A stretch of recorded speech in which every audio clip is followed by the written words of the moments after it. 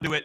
And then, of course, developing players to potentially push on and allow them to reach their dreams and reach their potential. So there's so much going on there that I have to balance that. So it took me a while to maybe not too long, but to sit down and have some meaningful meetings with Mike and the staff.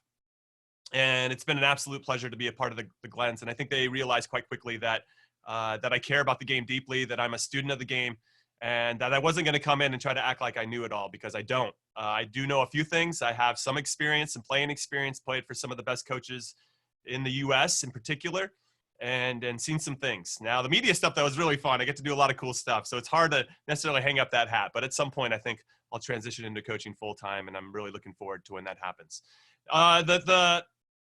One of the big selling points, and what I wanted to emphasize to you guys, and why I really do want to coach before we get started into this, is that because I think I can relate to every player. I think that makes me pretty unique. I didn't get recruited heavily out of high school. I had to walk on in college. After winning the national championship at UCLA, I didn't get drafted as a senior. I thought I was like, what? I'm on the best college team in the country. How do I not get drafted? But the other four seniors did, and I didn't. So I had to go down and play in the A-League at the time, which was a really valuable experience for me, because I had to decide then if I really wanted it or not. I made $800 a month. I slept on floors. I was eating top ramen. I played 30 games in 6 months. And I think that was really the big turning point for me to see if I could do it and if I wanted it. And I bring that up because if I had gone to MLS right away and realized that dream, I wouldn't have played. I would have sat on the bench, and watch other guys play and realize their dreams. So it was really important for me to learn how to become a professional by cutting my teeth in a league that no one was watching, and you had to learn how to create good disciplines and habits. So that was a really important part of it. And then I moved up. I got into San Jose, played for the Earthquakes. I wasn't an automatic starter for a while, had to fight and scratch to get that status. Then we won MLS Cup, and then I got traded to Kansas City and kind of inched my way along. And then eventually I became MLS Defender of the Year, became 6-time All-Star, played for the national team, became captain, played in the World Cup and Copa America. And there really is no secret. I just worked a little bit harder than everybody else. But I think what really made the difference for me was, or now as a coach, is that I can relate to the guy that doesn't play. I can relate to the guy that does. I can relate to the guy that is everybody's gunning for, trying to maintain that status, whoever the captain is. Well, I think we can all relate to having girl issues or relationship issues or parent issues or whatever it is. I've got all that covered. And so I feel like I've got a lot of experience that I can give back. Anyway, that's my big spiel. And again, I just want to emphasize a big thank you to Mike for allowing me to wear this other hat, and to the Glens for allowing me and giving me the platform to give back in a meaningful way. And hopefully our players feel like they're gaining some valuable experience and getting better themselves. Because as much as I like that it's called the USL League Two now and that we're all kind of under one umbrella, I do miss that it was called the PDL, the Premier Development League. We really have a big, strong emphasis on development. And we really want to move our guys on. It's a source of pride for us. Anyway, let's get into our topic, style of play. Real quick, Jimmy. Yeah, shoot. Get in there. Did I forget something? Yeah. Nope, you didn't. I did. So the Q&A, if you guys have questions, feel free to use the Q&A. There's already a few questions in here that I think Jimmy might answer in this webinar. If not, then I think Jimmy's going to pause and ask questions. Also, if you want to raise your hand, there's a function on the side where you can raise your hand. I can bring you in and you can ask a question for Jimmy real time. So happy to do that as well. Those are the only two things. Thanks, Mike. I like questions too. So you guys just fire away. Okay, I'm going to share my screen with you guys. Let me get it up so you can see what the whole thing looks like. You think I'd be better at this stuff. Where is that? Hold on. There we go. I found it. So this is where I'm screening here. I'm going to present it here. So making your life easier, my TED Talk. I always wanted to do a TED Talk, and this is my low rent version of that. I say making your life easier because for me, that's a big theme of what this is going to try to do for you as a coach. We're trying to put things in place to really get everybody on the same page, because if everybody's on the same page and you have a frame of reference, which I'm going to talk about a lot, it's going to be easier for you to coach and to reflect upon moving forward with your players, and they're going to absorb that information a lot quicker and you'll be able to use, like, you're setting up these parameters is what I want to say. And ultimately that'll make your life easier. That's a really cool hero shot, Mike. I appreciate that. Add to the slide. Okay. So first and foremost, there's some questions that I feel like every coach needs to answer before they get started, before you get into that. And you have to have some information collectively about your team. And the first thing for me is knowing your players, what they're good at, both individually and collectively. You guys can read that. I mean, I see some teams, and whether it's the youth level or even at the pro, where they have this collection of players, and maybe they look more possession-based, but they seem to play a lot of route one. They seem to play and bypass the midfield a lot. And obviously that's not going to lend itself to success. At times you'll have success, right? Because your possession-based players will get on the ball and they'll make some magic happen and go from there. But are you playing into their strengths regularly? That's really important. So knowing your players and what they're good at and what they're not. Then I think that will obviously inform what you do next, which is your formation. In particular, which team shape is going to be best to utilize the strengths of your team. And ultimately, and I know this is the style of play when defending, but your good defense is going to be able to help you transition into offense quickly. So when you look at your team, one of the questions I like to look at when we're recruiting for the Glens or for any team that I'm coaching, because I help out with my daughters, their two teams too, is where do we want to create numerical advantages on the team? Where are let's say our strongest players? Who are the calmest on the ball, and where can we help create those opportunities, and where they're going to come from? And I think that will really inform your formation. Now, what I love about what I'm going to say to you is that you can play any formation that you want. And obviously you're going to be able to put people in place and make it happen from there. Then another question I think you should ask as a coach is, where do you like to win the ball on the field? Now, I say high up the field, of course, because we all want to do that, because if you win a ball high up the field, then you're a lot closer to the opponent's goal and you should create more opportunities. But we're not all Liverpool. We all can't run 100 miles an hour. We don't have, all the tools we need to be these high-class, world-class athletes. That can do it for 90 minutes, but even they can't do it for a full 90 minutes. So it's like picking your spots of when you want to go and how. And so where do you want to win the ball, I think, is a really important question. When you look at your team, knowing your players and your formation, do you like to go out wide and squeeze them against the sideline? I played for a lot of coaches, one in particular, Peter Vermes, Sporting Kansas City, that he loved to squeeze people on the sideline. Now, my only concern with that, and this is something I learned as we went through it and worked on it a lot, was, well, even if we win the ball on the sideline, we're still on the sideline. So it's not necessarily as easy to transition into the attack when the opponent, if they're doing it right and are ready for any counterattacks, are also in a good position to try to kind of keep a squeeze there. So that's not my choice per se. That being said, I have to look at the horses I have on my team and find out which players are better at doing what, right? And having an understanding, both from a physical standpoint, a technical standpoint, and of course their IQ for the game. Do they understand the sniffing it out, when to step and when to go? And we'll get into that a little bit more. So these are some questions that I think you should be asking yourself anytime you sit down and look at one of your teams. The next thing is, how do you want to do it? In twos, in threes, all at once? For me, obviously all at once, which as I write would be this big collective movement, but then when do you go? So there's a lot of how, when, which, where, that type of stuff that I think these questions need to be answered. And I'll get into some story time. I have some story time come up, but this is really important. And which players on the field dictate when that happens, or are you more cue-based? Is it situational? For example, a throw in deep in your opponent's defensive half. That's an obvious one to get everybody on the same page. But you'd be surprised if one person on your team isn't locked in and aware of where they should be on even a simple thing as this. It could really unlock your whole team when you have 6 or 7 people committed to trying to win the ball, and then one person isn't maybe as alert. And then all of a sudden it gets unlocked, and now you're really getting countered because you committed so many numbers to try to pinch them into one space. And when you run into teams that know what they're doing and understand how to unlock, deep throw-ins or whatever it may be, it's really important to make sure everybody's highly aware and alert. So as I write, these questions need answers from you. And then, of course, I got to throw a dig at Jose Mourinho. And I just want to say that it's okay if you're a fan of Jose Mourinho's defensive tactics. We're not going to judge you until you log off. I'm just kidding. I like what he's doing too. It's just he starts so far deep for me at times that it's frustrating because you see the talent that he has on his teams, and yet he seems like he handcuffs them all the time. So now I'm going to get a little bit into story time. And the first one that I have is from Wigan when Roberto Martinez was managing them. That was the year in particular when they won the FA Cup, but then got relegated, which is a crazy thing to think about, that you could have that much success in a one-off tournament and have the quality to win a competition of that much prestige, but then get relegated over a 38-game season. Now, I had a former teammate at Sporting Kansas City, Roger Espinoza, played for the Honduran national team, played in the World Cup.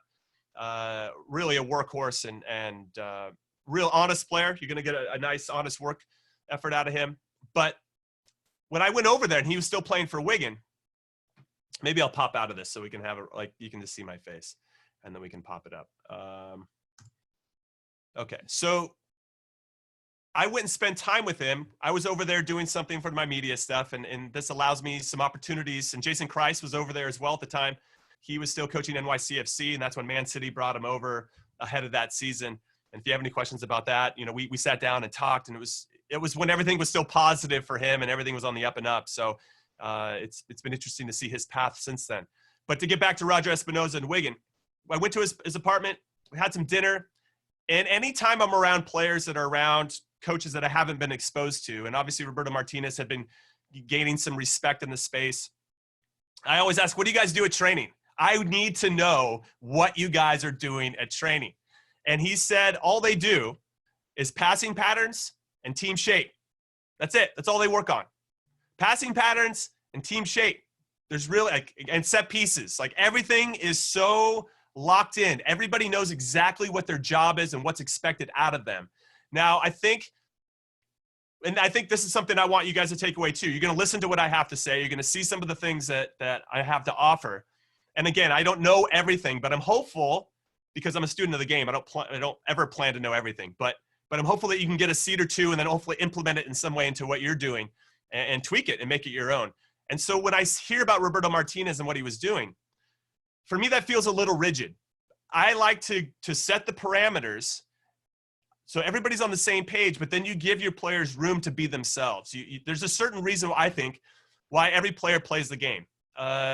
Some people like to take people on, like, for example, now, as you're going to learn, I tangent a lot. Freddie Adu, I played against him a few times.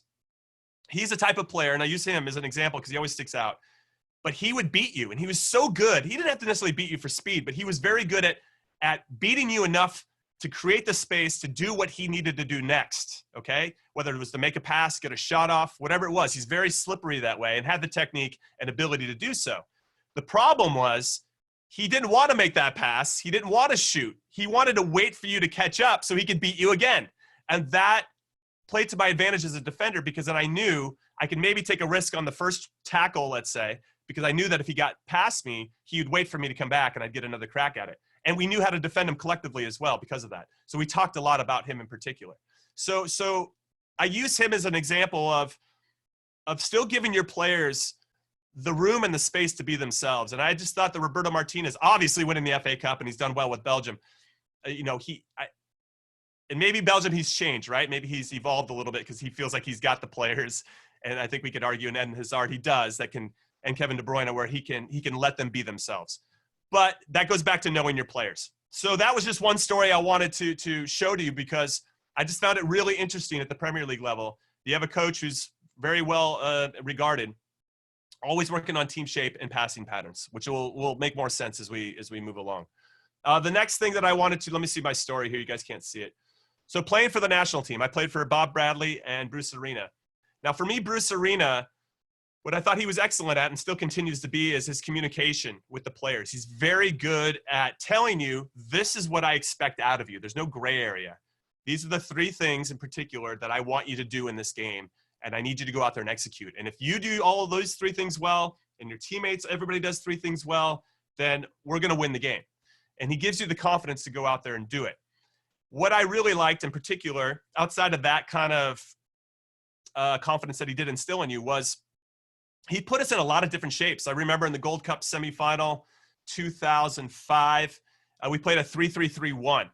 So there was a line of, I think, me, Oguchi Onyewu, and Eddie Pope.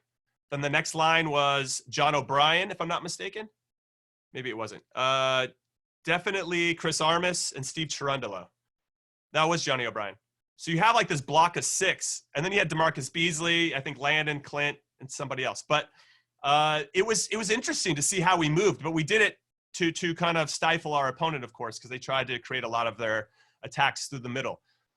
But because of our awareness and understanding of how to move and how to work together, it kind of morphed into a four at sometimes too. So you had a coach that would try to put you in these blends And I know we tried to do something similar against Germany ahead of the World Cup in 2006, and we were good for the first half. In the second half, not so much. And I think we got broken. And I thought they did a good job of breaking us down at halftime and figuring out our tactics. Different conversation. But I really liked his communication. I thought Bruce's communication was very good. With regard to Bob, and this goes back to knowing your players, and maybe I don't give him enough credit sometimes, but I always felt he used to call it an empty bucket, right? So you play a back four, and then the midfield, it was basically two holding midfielders, two defensive midfielders in front of the back four, and it just felt like he put us in a formation where he thought the other team was better. It didn't really, not that it didn't instill confidence, it just felt really safe and conservative. But now that I look at it from a coaching hat, he probably just knew his players, because you see the Bob that coaches LAFC now, and he's got Carlos Vela, he's got some other players that are very talented, and I feel like he's unleashed them a little bit to be themselves and to get after it. And obviously, we've seen what that looks like, and it's been very, very impressive. So I always thought that empty bucket just didn't have that same type of confidence and swagger, let's say, that maybe Bruce, whether it's a false swagger or not, he gave you the confidence that you could play with everybody. And I thought that Bruce or Bob would put us in a formation that felt a little bit more like, I don't know if he truly believes in us. I mean, we're playing so defensive. It wasn't Mourinho-esque. It wasn't that far back, but it was enough to think, all right, I don't know if this guy buys in. I don't think he just wants us to counter and hope for the best. So I'm sure Bob could get on it and talk at length. That's not what he's trying to do. But that's just in terms of absorbing information. And I bring that up because that's how I was absorbing the tactics. And I was one of the players on the field. Now I'm sure another guy or another player could talk about his own feeling about that. But I think that's a big theme too, communication, that we're going to talk about. So I just wanted to bring up those stories. They don't really have a straight like bookend, like a start of the book and an end. But I wanted to kind of share certain things, and maybe that'll fire up some questions for you guys. Now, the next story time for me is talking the game with Preki. So I played with Preki, if you're unfamiliar with him, in Kansas City. He was a two-time MLS MVP. We reworked our formation to play with Preki because he didn't play defense. That's the best way to do it. So we played 3-5-2 when he was in the team. And he would just go do whatever he wanted. We were very regimented pretty much everywhere else, but then when Preki got the ball, he was free to do whatever. Bob Gansler was our coach, and love Bob Gansler. Now, what I would say was interesting about Preki was a super talented player, knew how the game should be played, and was very smart. And so we would talk the game a lot, as I think I earned his respect. It took a while because I'm a lowly defender. What do I know about like the nuances and subtleties of attacking or defending or whatever? I'm just a big grunt. But we would, in the off season, we would go play basketball together, and we talk about the spacing and all this different type of stuff, just to kind of play a different sport and relax a little bit after a long season. And then I would go watch him coach. He coached a youth team. And what I found absolutely hilarious for a guy that never played into any defense, all he worked on was team shape. And him and I talked about team shape a ton. We talked about how it just sets up good parameters. It allows everybody to be moving together and thinking collectively, and how important that is, especially when you transition from the defense to the attack. So my mind was blown when I went to an under-10 team watching Preki coach, and how regimented they were with regard to their movement and how they work together. Anyway, I feel like I'm going heavy into the story time, but that was another story. And then this will be the last one, because when I was growing up, I ran into a coach that loved to play this thing called the Pac-Man Defense. And I'm going to explain it to you.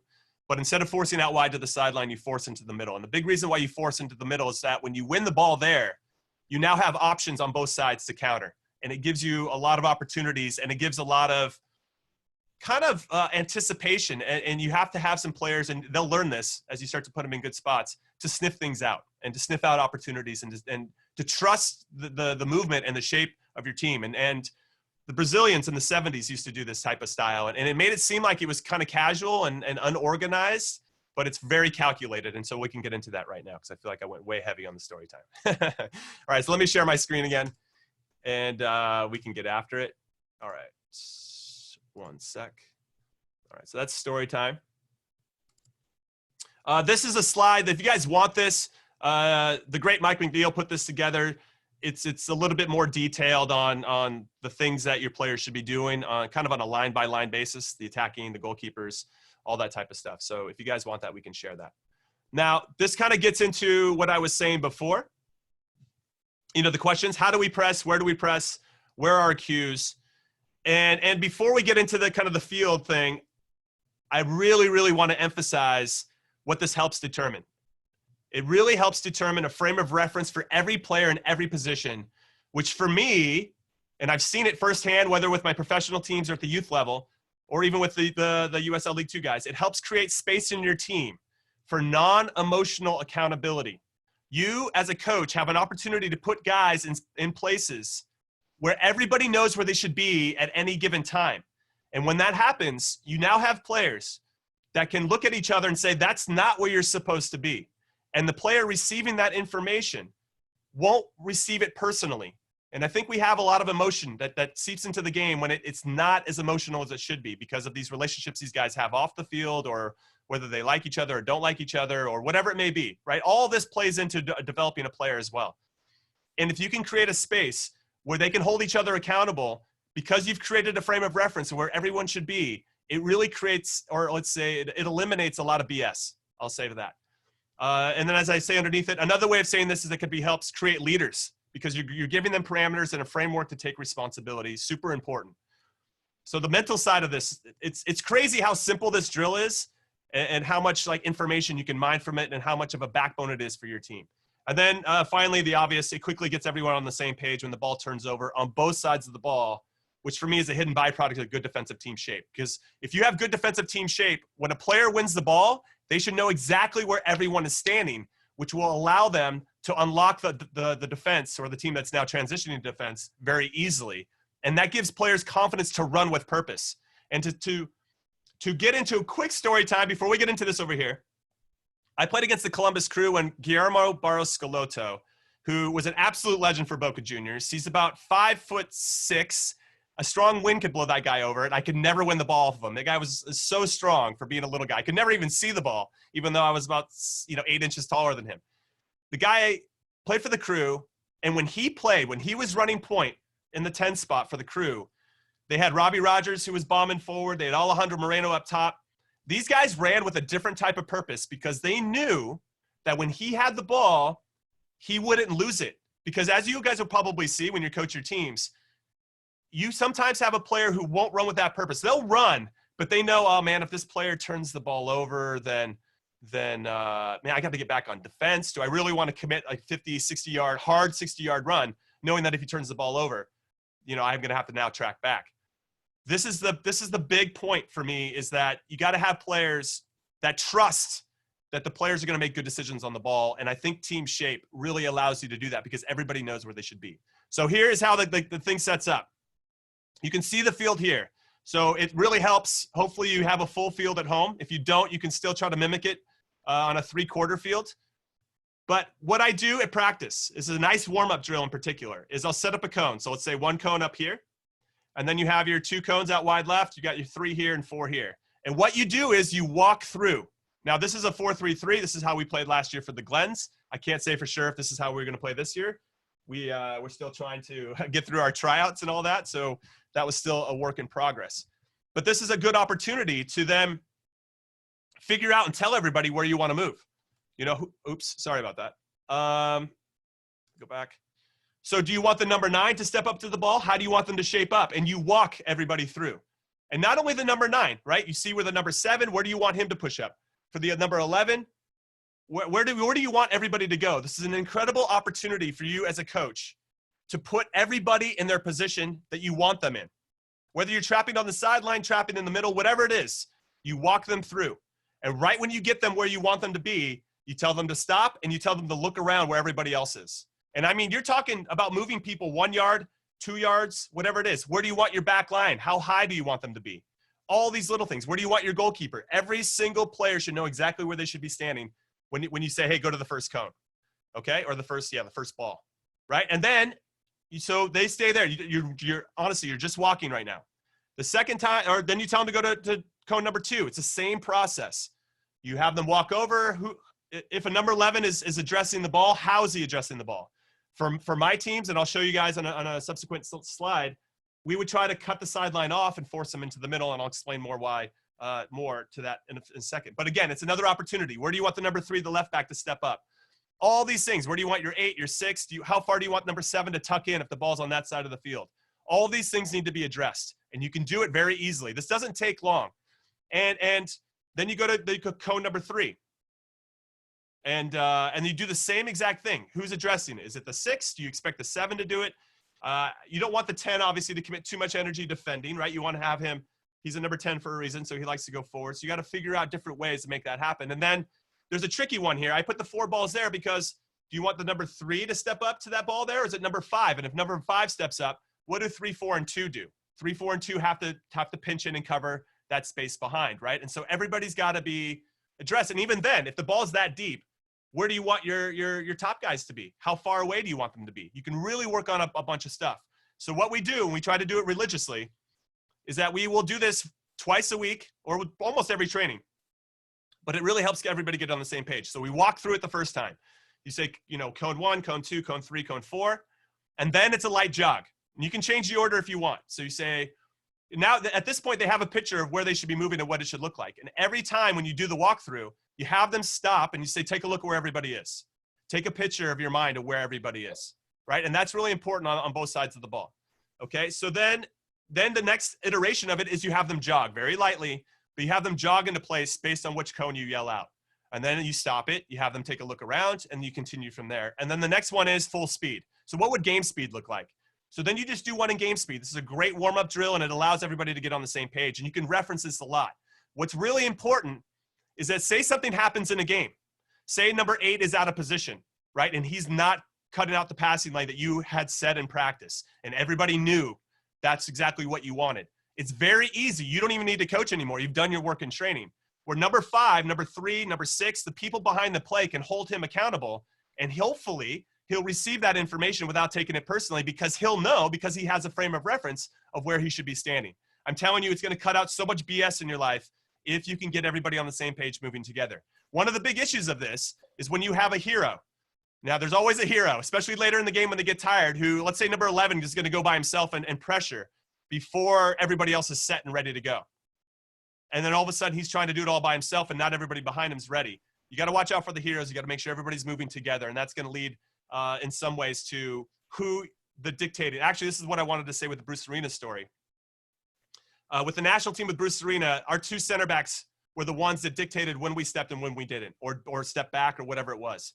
Obviously, we can see the whole field. It's very easy, but making very clear who your leaders are on the field and whose voice you need to hear before you go is another good sign of getting everybody on the same page. That's another thing I wanted to add to the Bruce thing was that the 2 center backs were in charge of that. Nobody else, not the 6, not the 8, nobody else could make the move that we're going to press together. It came from the 2 center backs. Jimmy, yeah. quick question relevant to this one just came in. So when do you add opposition? So you talk about opposed versus unopposed trainings. Yeah. At what point would you bring in opposition to whether it's shadow play or what have you? Yeah, I would say, I mean, you could do it later in that same practice if you want. I mean, for me, this is a good question.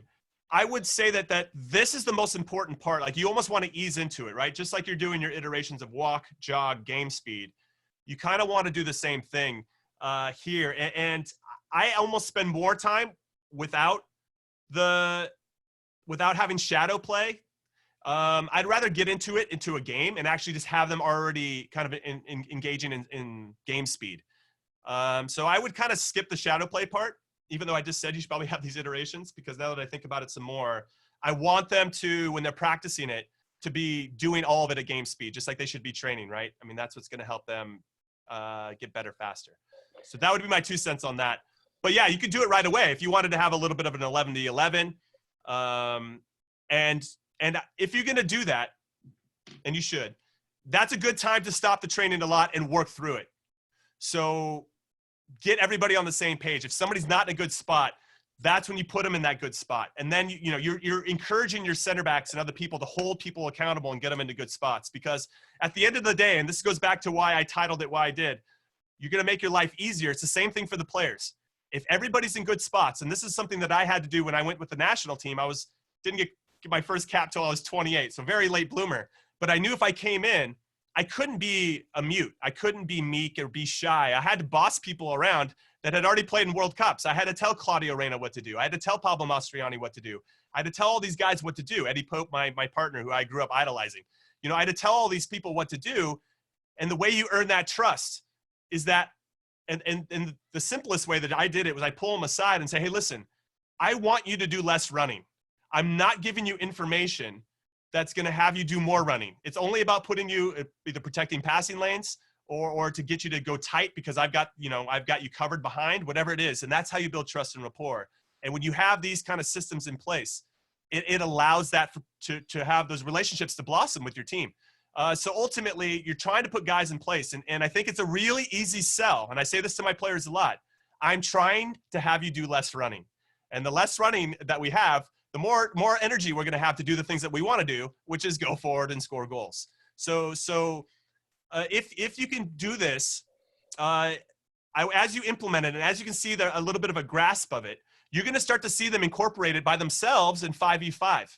Right? You'll start to see them do it because they'll start to understand how the team should be moving together. You know, if the ball's on one side, the other one will start naturally pinching in, and you can start to implement it in anything.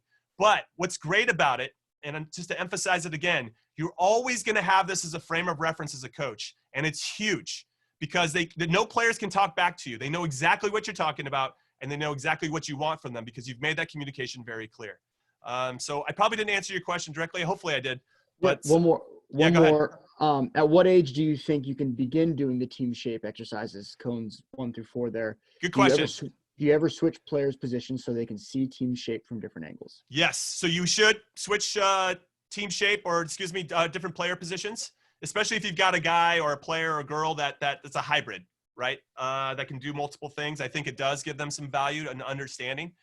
And so what happens too is you have your 11, right? So what I do, and I should have said this from the beginning, if you have, let's say, 4 center backs, I'll have the 4 center backs kind of run together. So I'll have 2 number 5s next to each other, 2 number 4s next to each other. So nobody's sitting on the sideline. You can have everybody moving together. And all they have to do is take pictures. All you want them to have an idea of where they should be because they all have to understand how to move. So you can do this with 18 players, and you just double up or triple up if you need based on their positions. In terms of earliest age, so I tried something crazy. I coached an under-9 rec team, a co-ed, with my daughter and a bunch of crazy boys that could not sit still. But I knew that I always wanted to try this. I went and bought ropes. And I bought ropes and they're all about 10 to 15 yards apart. And I wanted them to hold the rope because their shape is all over the place. And I wanted to see if this would work. And we held ropes. And I would put them in the spots. I said, listen, if this player goes into midfield or wherever, or goes up the line, then that rope's going to pull you and you have to follow behind him, right? So that our spacing is always the same, 10 or 15 yards away. And it was a bit of I don't want to cuss. It was a bit of a show. You probably know the word I want to put in front of it. But I will say, even at that age, I think you can do it. You just have to stick with it. And we did it one other time. But those kids would reference the ropes all the time. And it allowed me to, at halftime before the game, or even during the game, remember the ropes. Remember, if that player goes, you need to be pulling along with them. And it works, and it's efficient.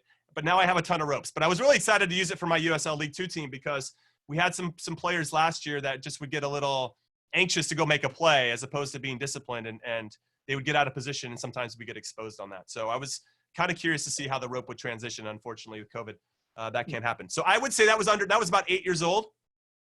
I think you can do it then. And one of the things too, I should have added this in. Let me. We've got 2 more when you get. Oh yeah. So one of the things that I do is with my kids, because what are we playing 77?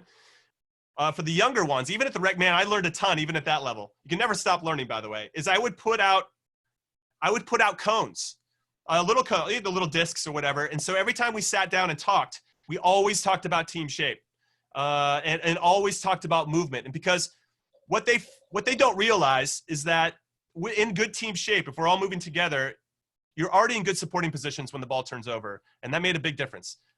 So that'll be something else that I'll touch upon, and I think you guys probably already picked up on it a little bit.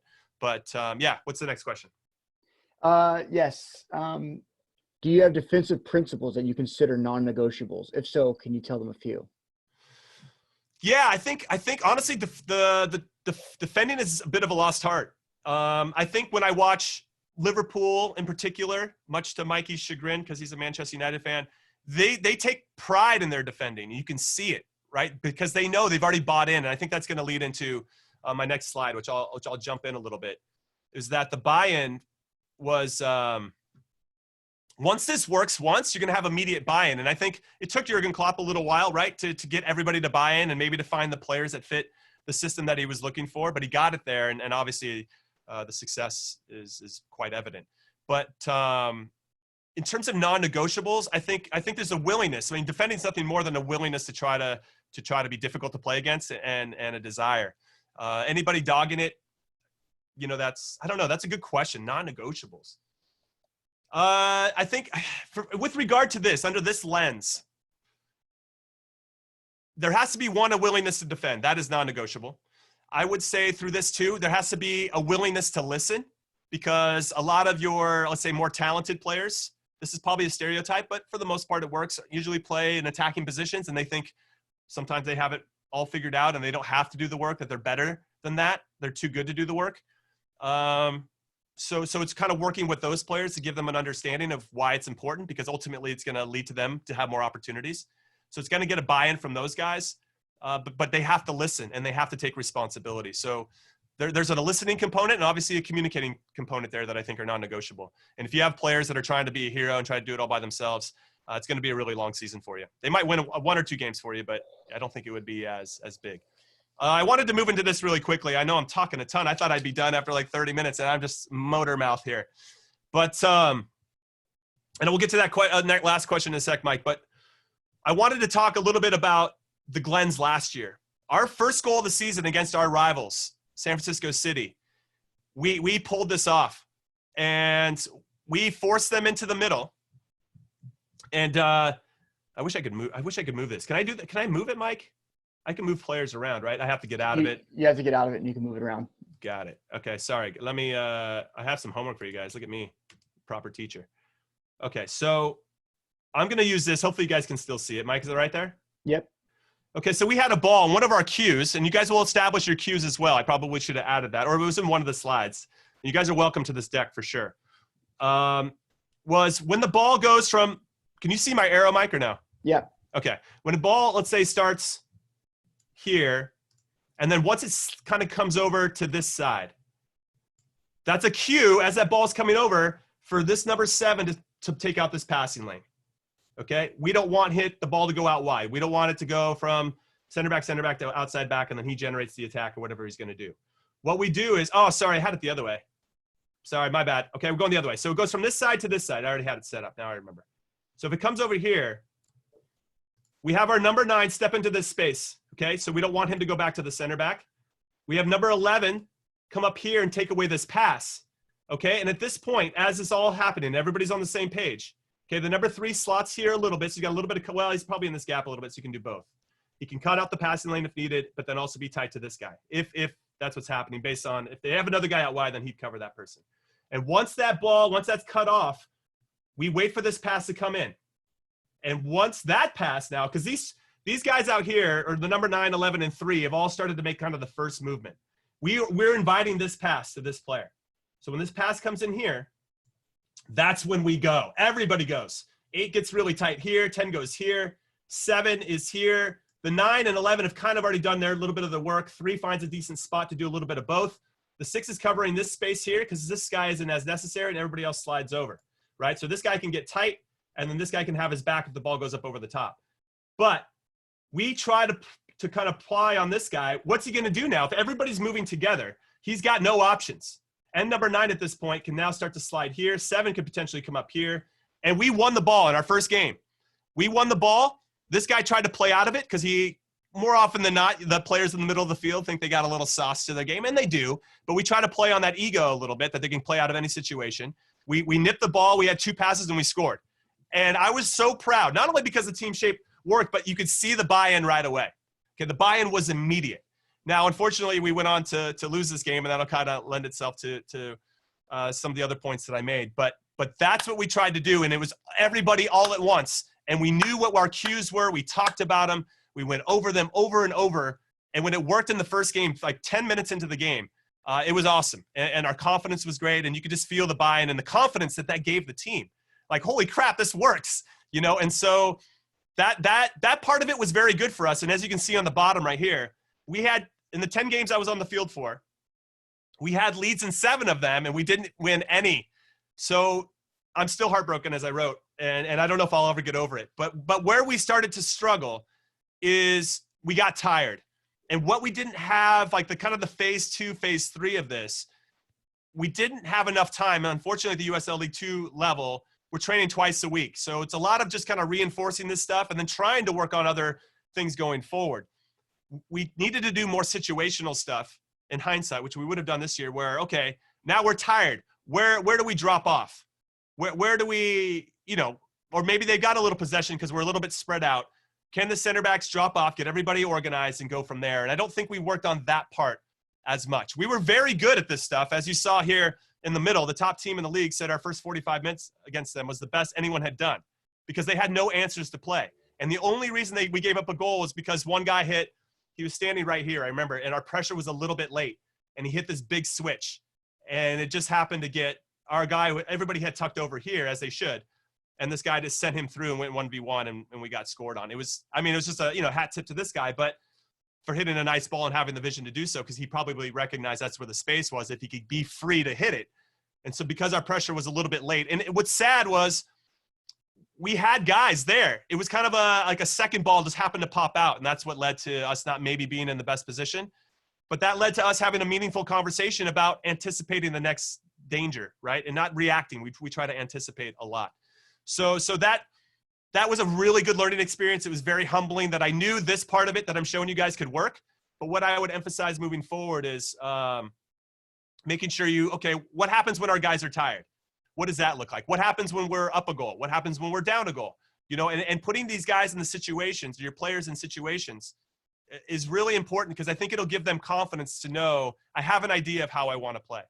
And also what happens to this goal, again, as a reference, these guys knew exactly what to play. So when the number 10 ended up winning it, I remember the 9 kind of spun out here. The 7 ran right inside. He just put a nice little pass in. He took a touch and scored. So everybody kind of knows where to go. And they both number 9 and number 7 ran with real purpose to get back to that theme. And they knew that there was a good opportunity to get the ball and be open. And that commitment to get to that space wouldn't be the same for me if we didn't have a framework in place, a good defensive team shape that everybody knew how to move within. And then obviously you're going to have different players. Like in this game in particular, we had a good trap over here on the side. One of our guys was a little late, but we still dealt with it a bit. And then it was like a 1v1 situation where our 5 are out. Oh, no, that's our center back. Our 3 was way up here to kind of defend. Our 5 kind of got caught on the wrong side, and our 4 didn't slide over as well as he could. And number 5 just kind of mistrapped it, and the other guy came through, and they ended up scoring a banger of a goal. Hat tip to them. But, yeah, so there's obviously some little areas where people can take advantage. But you try to put all these – even if they break through this line, you're still in a decent spot. You still have numbers. You still then have to work on, let's say – you know, there's another opportunity for team shape stuff where you have your back 4, your back 5, or whatever you play, where they're working on, you know, 8v5, 9v5, and getting them comfortable with like defending in this area, getting comfortable with not dropping too deep, getting me comfortable where your goalkeeper can be a little bit aggressive. Any through balls come through. You know, that's kind of the next phase of that. We worked on that a little bit, but there are a lot of different phases to it. And I think in terms of the team shape overall, I really just wanted to introduce you guys to a very simple exercise that you can do at the beginning of practices that can really get everybody on the same page, and I really think helps shape the kind of success you can have as a team. So let me get this up big again. So the last thing that I'll say, and I'll get some questions. Oops, that was not the right one. I had some homework. So I had this opportunity where my oldest daughter was playing in a game, and I sat, or she was warming up, so I was watching the game before at a tournament, and I tried to identify within the first 5 minutes, like how are these teams playing, team shape wise? What are they doing? I was worried less about the attack because I feel like a good defensive team shape will lead to a lot of good attacks. That's my defender first mentality, but I couldn't identify it, and one of the things that you could do, and I ended up talking to one of the coaches afterwards, and wasn't trying to be dismissive. I was just asking questions of, what do you work on in practice? I tried very positive. I'm not trying to judge. I just wanted to know. There's just so much to learn about the game and so many different ways to do it that I just had a lot of good, eager questions to talk to him. He didn't work on team shape too much. He really relied on a few players to kind of drive them forward. But one of the big cues, if you see a team that doesn't have decent team shape, is when players are defending in ones and twos, where one player's trying to be the hero and trying to do it all by himself, and then there's no collective action behind him that's trying to trap a ball in a certain way. That's really just good homework. And I love talking to players. And as I said, it takes a village for me to develop a player. So they should be exposed to as much as possible instead of just one ideology. I had a couple players in the past where they came from a system that was very rigid. And then when I tried to introduce them into different movements, they were a little bit lost. Super talented, but didn't execute or didn't really play to their strengths as well as I thought they could have, given what they brought to the table. So that was a really valuable learning experience for me as well. And hopefully they've become a little bit more well-rounded because they've exposed to some of the things that I'm saying too. So, and I wanted to say that too, excuse me, I'm a teenager. My voice is breaking apparently, but I had a lot of awesome coaches along the way. I know I said this at the beginning, some that weren't maybe as good, but I still learned something from them. So it's up to the player in some ways too, to absorb the information and also just to kind of be open-minded about what they're learning and trying to develop. And there's always something to learn. And then at the end, the craft of communication. How are we speaking to our players? And equally important, how are they listening? One of the big things that I think that we have as a group when I coach is that I know how, when I talk to the players, the players are going to then talk to themselves in that way too. So it's important in terms of how I'm communicating, especially with regard to this team shape stuff and holding people accountable. And I try to make sure this isn't personal, like this is just where you need to be, and really try to emphasize that, because there are different types of players that receive information, or everybody receives information in different ways. And so you have to make sure that they're listening as well. And you have to sometimes hammer that home, that it's important to listen to what's happening, because again, at the end of the day, we're just trying to make their life easier, make the game easier, and make our lives easier, I guess, subsequently. And I feel like if the game's easier, they're going to enjoy the game more, and they're going to be more willing to listen and more apt to have more success in different ways. And hopefully that lends itself to your team having success as well. So that's pretty much, I feel, man, I talked a lot. I know I'm a talker. I feel like I did myself here. But yeah, if you guys have any questions, I'm happy to answer them. Again, Thank you. Okay. What I'll say here, let me stop the share. What I'll say here is this is just my slice of my style of defending. We could probably talk another hour about maybe more in the defensive half in terms of the team shape and how you want it to look there. But I really feel like this is a great starting point to start to talk and introduce team shape stuff to your team in a really simple way. And it allows you as a coach to really get in there and put the players where you want them to be, and create a really good backbone for your team. So I appreciate your time and appreciate you guys listening, and hopefully it'll inform you in some ways. And then I would love to watch your guys' seminars. I can't wait for the next ones, because I want to get better as a coach too. All right, what do we got? Cool. So we have quite a few. There's no way we're gonna be able to get to all of them, but I'll do my best to be short and concise. Yeah. So does your defensive tactics change when playing an opponent with a different shape? Let's say a 3-5-2 versus your 4-3-3, and what adjustments would you make in team defensive tactics? Yeah, I think if you know you're playing against a 3-5-2, I know it's a little bit harder at the youth level to really know always what your team's playing, but I don't think it changes too much. I think you could probably prepare for that in some ways. You could develop a system like the question earlier about when do you start to implement this in like 11v11 against an opponent. That'd be a great opportunity to put people or the other team in a 3-5-2 and introduce them to different spots.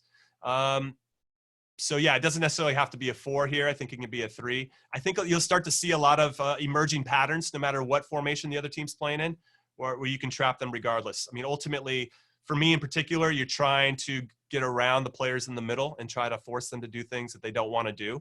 And anytime you can get around the people that are string pulling and force them to play simple or put their head down and they can't do what they want, that's usually going to lead to success. So I would just say, yeah, I mean, just trying to introduce your team to different formations that they might see would be a good thing. And talking through it as well is really important. Thank you. Next one, I guess from your coaching experience and also playing at the highest level, what roles do you assign to an assistant coach when specifically working on defensive shape in trainings and games?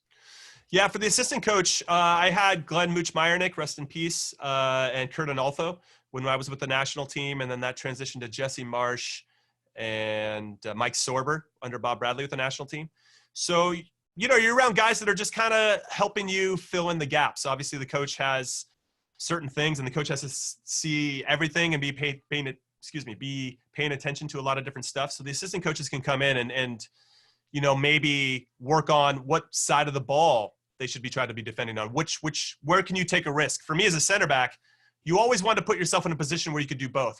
Can you try to win the ball that comes in immediately and just be a nuisance? You might not completely win it, but can you throw him off his game? But then also you don't want to be rolled, right? Something over the top. So you want to be in a position where you can do both. You can work on that a lot with your defenders. There's something else, I talked about it briefly, but how high of a line do you want to work?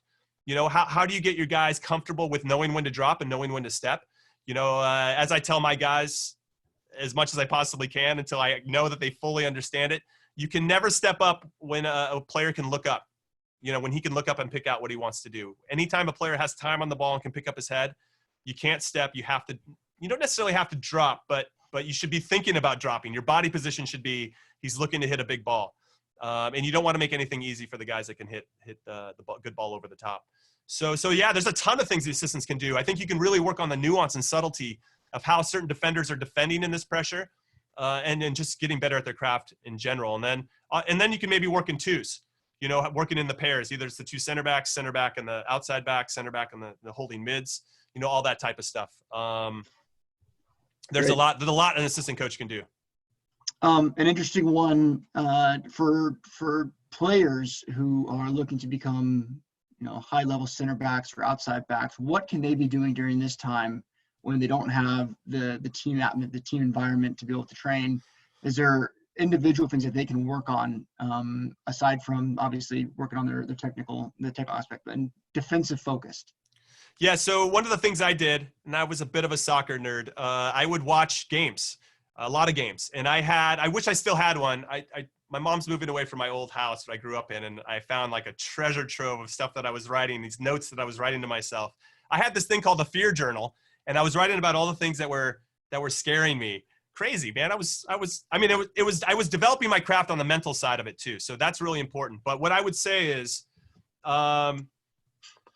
I would watch games and I would watch players that played my position. And I would just write down this chart, how many times they took one touch. That was, them in possession, not just them clearing the ball. I had that as a thing too. Two touch, who were they playing it to? What kind of formation? Because you can get all that information now online. What kind of starting formation they were in. Where were they looking to pass? When did they play it short as opposed to playing it long? When did they hit it long? What was the situation? Why did they feel pressure there? And they made that decision. I would really analyze all the decisions. I would watch a lot of Maldini and Alessandro Nesta in particular. AC Milan was doing pretty well in the Champions League back then, so you'd see a lot of them on TV. But I had all these notes, and it really helped me because when I watched them play, and I watched when they stepped and when they didn't from a defensive standpoint too, how they were defending players one-on-one based on where the ball was positioned, you can glean a lot of information. You can start to visualize, I can do that. And what I realized was there's nothing they were doing with the ball, and there was nothing they were doing without the ball that I myself wasn't capable of. Now, sure, they might be a little bit stronger and broad-shouldered than me. But in terms of the little things, there was nothing there that I saw, and that gave me a lot of confidence. So I would really try to watch any games that you possibly can. Thankfully, online, there's plenty of games for you to admire, and really mix it up. Try to be diverse in who you're watching and different styles of play. Maybe not David Luiz because he's a little all over the place, But so even though you could probably still learn something from him because he takes a lot of risk as a center back when he goes and when he doesn't. Sometimes it works out for him. You're like, oh man, the guy's a genius. And then sometimes it's not. He's a very high risk, high reward type of player. And then you have other players that are very conservative. Diego Godin is somebody I like to watch a lot. Virgil van Dijk, of course, is very good. But maybe trying to find a player that maybe you identify with. For instance, I got likened to Jamie Carragher a lot because I was kind of lanky, maybe not the best on the ball, but I was hard on your sleeve. I was going to make you earn it every single step of the way, And so when I watch his game, I do see a lot of similarities to how we played and how we approached it. So maybe finding a player that's your size, that plays your position and seeing the decisions they make. It's an awesome time right now to do that type of homework. And then outside of that, I would work on getting quick feet. Working on making sure your balance is good, your power. There's a lot of defensive type of movements that are very unique in terms of never defending straight up, always defending at an angle. Because if you can defend at an angle a little bit, even if the striker's on top of you, you're at an angle, you can still try to get out in front of it, like I said earlier, but then you're still in a position, if that isn't on and the player actually hits it over the top, you're still in a good defensive spot, if I use my water bottle, to have the angle to get there first. So you either can get front or the back. So little things like that and working on that. So all of a sudden, maybe you're at home, you got a cone, you put a cone 5 yards in front of you, that's the center, that's the striker. You get to that guy, you try to act like you're going to block it, and then he's going over the top. You got to run like 15 yards into the corner, 20 yards into the corner. Getting into those motions that you're going to be in all the time and getting very strong at it and developing that muscle memory will make a big difference for you. Great. I think we have time for two more. Here's an interesting one.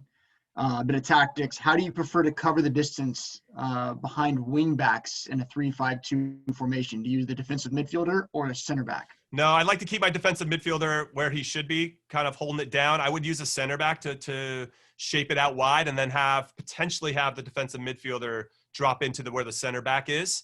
Obviously, there's some communication and coordination that has to happen there. And you also have to have center backs that are comfortable towards the sideline. I think sometimes you'll see players that play in that position aren't always great or feel comfortable being that close to the sideline for whatever reason. I might have had a spell like that for a while, so I can speak to it. But yeah, I would definitely have the center back slide out. You don't want to lose the integrity of your midfield or even your back line. I think you could probably solve a lot of problems just with your back line alone, even in the back three, to defend behind your wing backs. But I think that your defensive midfielder has to be in that kind of oh crap mode where he needs to, what's the worst possible thing that can happen right now, and anticipate that.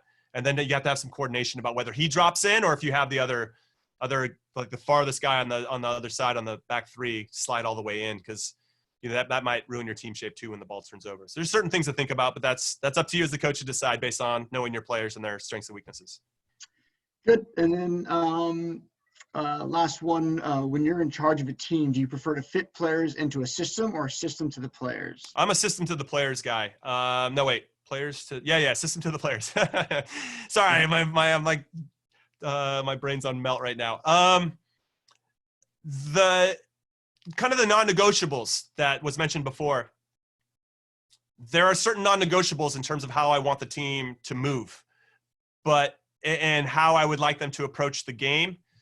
That type of stuff, right? You can set the tone, you can set the culture. I don't think that needs to change. But in terms of the system itself, yeah, I try to know my players and understand their strengths and weaknesses. Like I said before, you want to try to create numerical advantages, whether defensively or offensively. And when you win the ball, you want to make sure your best players are on that ball when it's time to win it. So if that's out wide and you want to create 2v1s out wide with your outside back or a wing back and somebody else out wide, yeah, then you should do that. But if you've got a good guy up top that knows how to hold the ball, and can really generate a lot of stuff and allow you to transition meaningfully with a lot of numbers, you want to try to get it to him as soon as possible. So yeah, it just depends. Or maybe you have a tandem up top where you have a nice combo of somebody that's good at stretching the defense and getting in behind, but another one that can drop in and kind of join the attack and create a numerical advantage in midfield. If you can have multiple options in transition, obviously that's better. I'm kind of a two-striker guy myself, so we played a 4-3-3 last year, and that was not necessarily a foreign concept for me, but I like having two strikers that can kind of unbalance. I as a center back, I loved it when another team only played with one striker. I thought the game was easier, frankly. When I had to be occupied with somebody, and my other center back had to be occupied with somebody, and we still then had to organize and pay attention to all these other things, that just made my job harder. But when we only have one guy, and if you have two center backs that communicate very well and know how to stack people up, I thought it became a little bit easier. Obviously, you got to watch what those two wing backs are doing, or excuse me, those wingers are doing. I played against Messi in the Copa America. Yeah, I mean, what are you going to do against that guy, right? So because he's so good at finding those pockets where if you send your outside back to step to him, then he's just looking to run inside and create problems where you now have to who's got him? Do I have him? Do you have him? And so those players are so good at that. And when you have players like Riquelme passing him the ball, you're pretty much just like hoping for the best that they don't do what they want to do. But yeah, so that would be my insight on that. One more interesting one. Do you believe in our culture, our defenders have the mentality to fight, defend, etc.? How can a coach create that environment training? I think this is interesting. I mean, especially you're doing a lot of traveling now with La Liga and seeing players close hand in the highest level. Yeah. So I've been, very grateful about my journey, both as a player and some of the games I got to play in. And then even now, even in the media, I get to be really up close for trainings, for games. I was on the field in March for El Clasico. I said hi to Roberto Carlos. Awesome. But I got to play against Madrid in the Bernabeu. And one of the things that I learned from that game in particular was it was a friendly. And those guys worked so hard. It was Zidane and R9 Ronaldo and Raul and Beckham and Roberto Carlos and Iker Casillas, Sergio Ramos. Like, they're stacked. The Galacticos. They were so good. And they didn't need to play as hard as they did. They were already better than us. We only had 1 day of training together as a team. It kind of was like all last minute. I won't get into that. But even if we had 2 weeks to train, they were still going to be better than us. And I really came back from that game going, those guys work so hard and they're so efficient with their movement. Now, you want to talk about team shape and how they close down? Those guys are machines at that type of stuff. So what I'm showing you now, those guys just know it inherently, right? And I always thought the game was easier. It was easier for me to play with the national team than it was for my club team because everybody's so more locked in and aware and alert, and understanding of the game is a lot more nuanced and subtle, or not subtle, but nuanced, and they understand it. So I just thought the game was easier.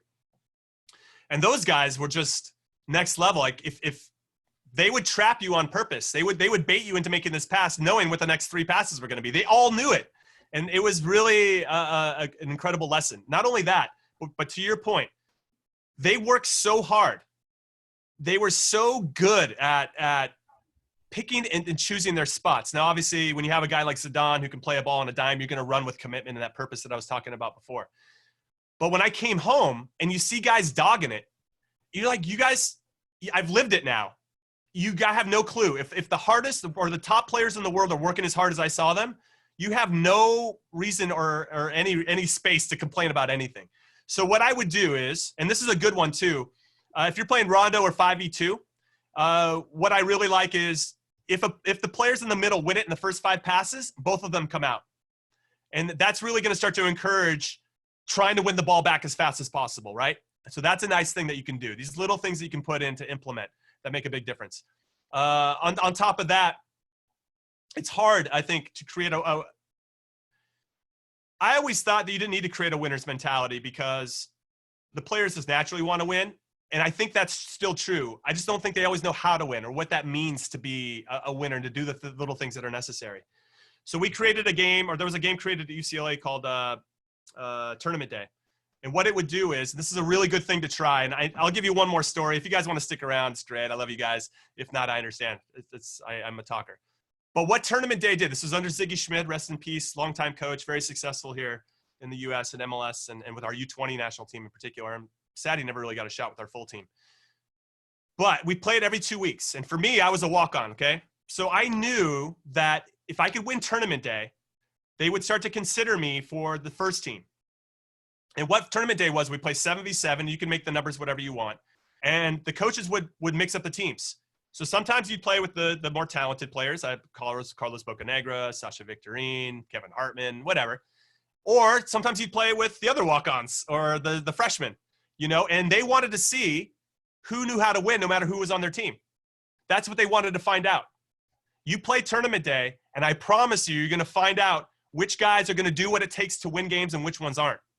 And then you start to put things in place. You put the emphasis on Tournament Day to matter. Now, for me, I won Tournament Day that year. We played it the whole season. And after they tallied all the points at the end of the year, I was on top. And that mattered to me. That's still one of my biggest accomplishments. UCLA is a school I always wanted to go to. And so for me to go there and then to be able to prove myself was one of my biggest thrills. But then I did Tournament Day. When I was coaching in Kansas City, I did it with a U14 team. And Tournament Day is going to teach you a lot as well. I had done this whole – I had taken over for one of my teammates that got traded. We did it I coached them for 4 months. I didn't really know any of the players, so I started to work on simple things like team shape to kind of get everybody on the same page, me understand their strengths and weaknesses and all that.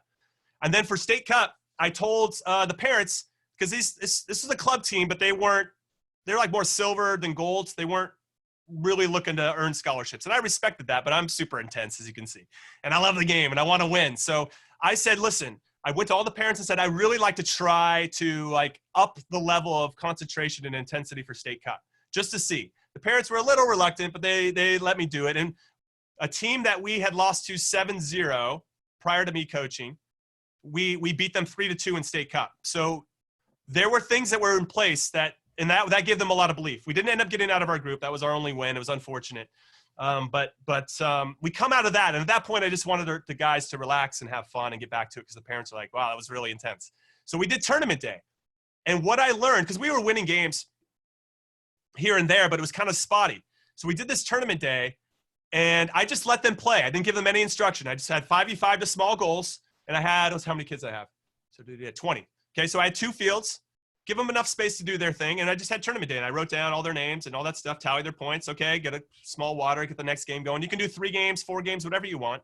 And I watched and I tallied. And I watched one player in particular who used to play forward for us. And during tournament day, he played back. All of a sudden, this kid was organizing people, putting people in good spots, communicating, like the best sweeper I've ever had, dude. He's unbelievable. And I never would have identified that as one of his qualities if I'd never put him in tournament day. It's a great revealer of people that just want to compete, people that know how to win, and people that will kind of gravitate towards maybe their more natural position because they're trying to put themselves in a position to win games. And the ones that buy into tournament day, you're going to learn a lot. You're going to learn a lot about your team in general.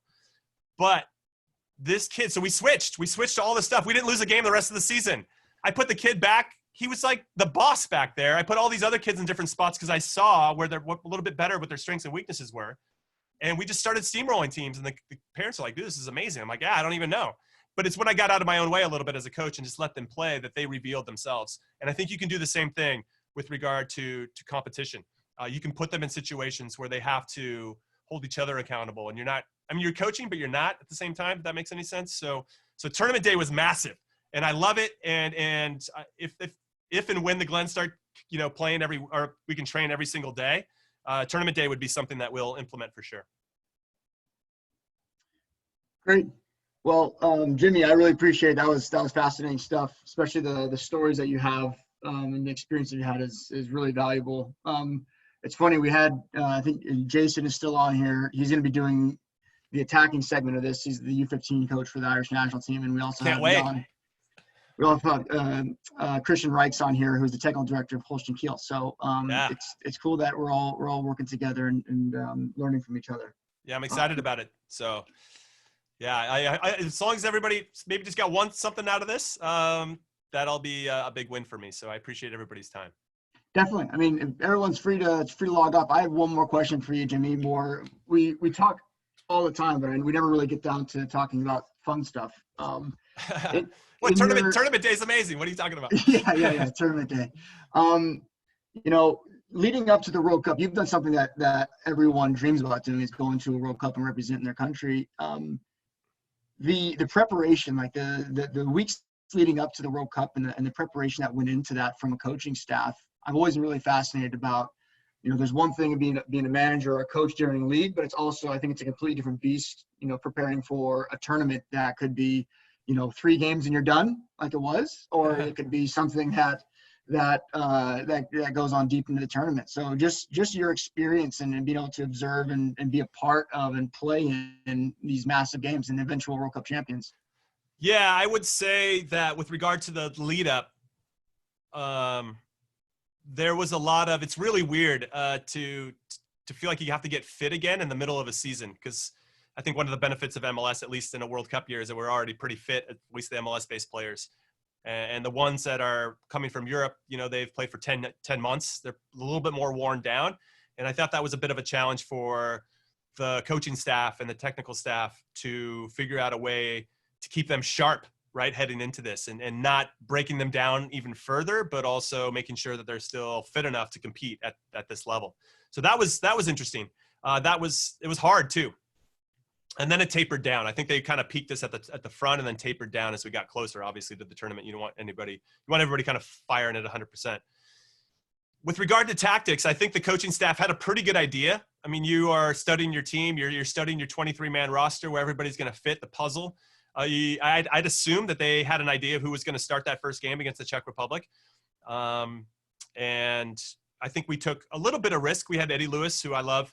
He played at left back, but he's more of an attack-minded guy. And I think DeMarcus Beasley is a more recent example of somebody that was more of an attacking guy that transitioned for us back defensively, but could still be a part of the attack if we needed, if that's where it was coming. So yeah, I think that was already kind of set. So everybody kind of knew it. And I think that was a good thing. We were all kind of working from the same idea of who was going to be ready and positioned to start that game. And for the rest of us that weren't starting, how can we support those players? How can we keep them sharp? How can we do that? And as well, be ready when it's our turn in case somebody gets hurt or whatever it may be. In my case, Eddie Pope got 2 yellows and got ejected against Italy. And then I got thrown into the fire. It was the best. It was awesome. I loved it. But yeah, I mean, in terms of tactics, like I said about Bruce before, I think he does a really good job of instilling confidence in everybody and making their roles very clear and defined. I think that's one of his gifts.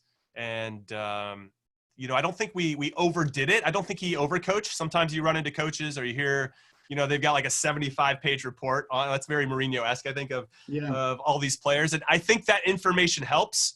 I would in particular ask the assistants to, even if I wasn't playing, just in case I got in, to kind of give me the video scouting report on Jan Koller, who is like a goddamn giant compared to me, but thankfully he got hurt. I didn't get into the Czech game, but you know, and how they like to attack. You know, if Pavel Nedved gets the ball, where does he pick up his head and what are his tendencies, right? Little things like that. And that's where the assistant coaches really come in handy.